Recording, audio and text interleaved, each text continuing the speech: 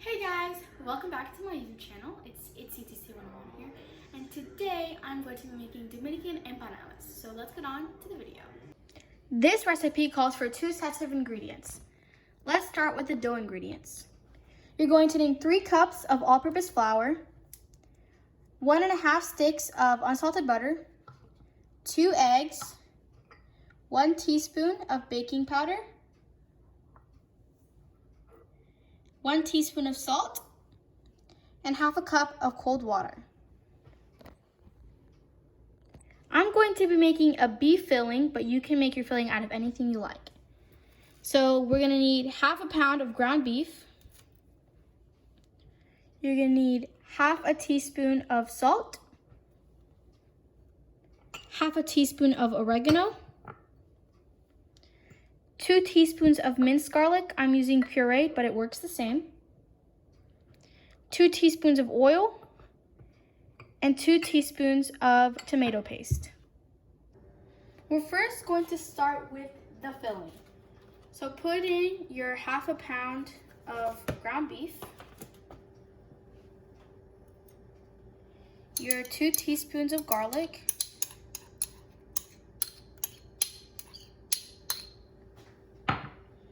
your 1/2 teaspoon of oregano,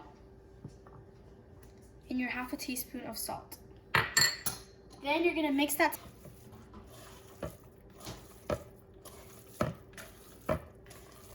Heat your oil in a pan.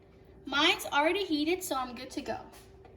Add in your ground beef and let cook until done. You know it's done once it starts losing its pink color.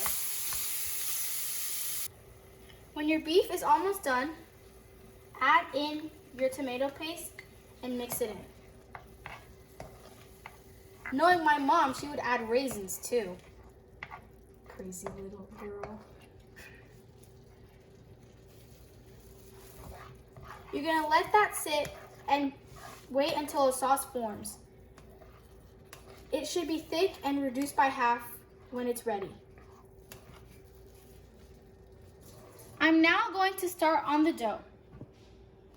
Put in your flour in a bowl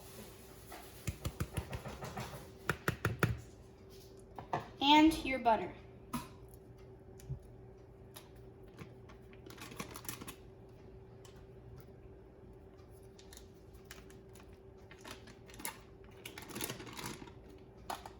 Now you're going to mix that together.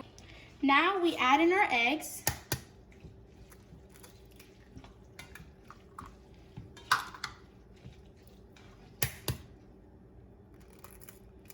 Make sure not to get any shells in there because you don't want that.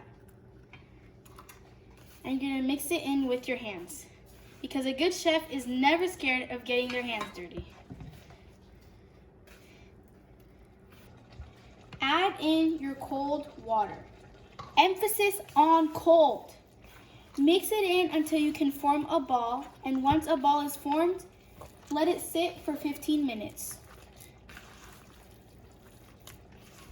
Once you're able to roll it into a ball, cover it and let it sit for 15 minutes. After the 15 minutes are up, you're gonna roll out your dough until it's about 1/8 of an inch thick.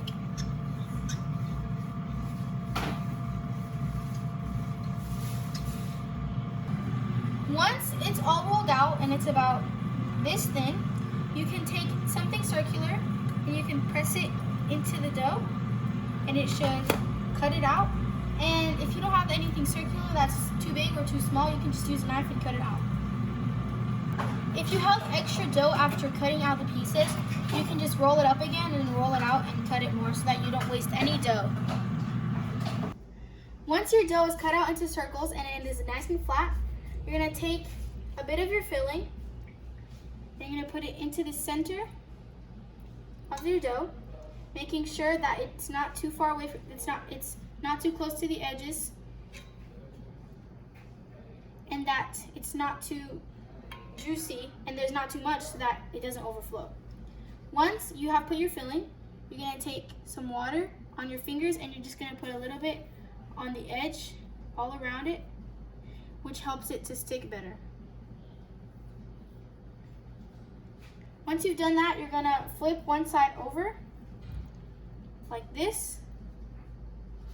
And you're gonna pinch the edges so that it sticks together and nothing falls out.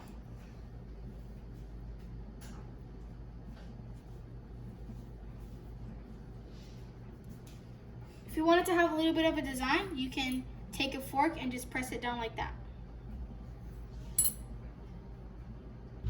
Use a deep pan with very hot oil to fry until golden brown.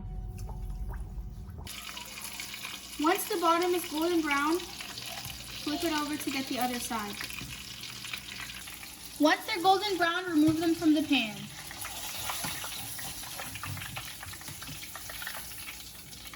And put them on a plate with paper towel to let the oil soak out.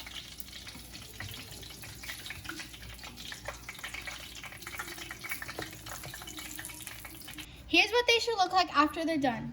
If you're wondering what the food coloring is, it's a way to identify if you use different fillings, which filling is which. So red for me is beef and yellow is for cheese, and so on and so forth.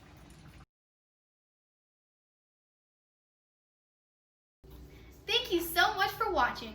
If you try this recipe, make sure to post a video or photo and tag me at itsctc on all my social media.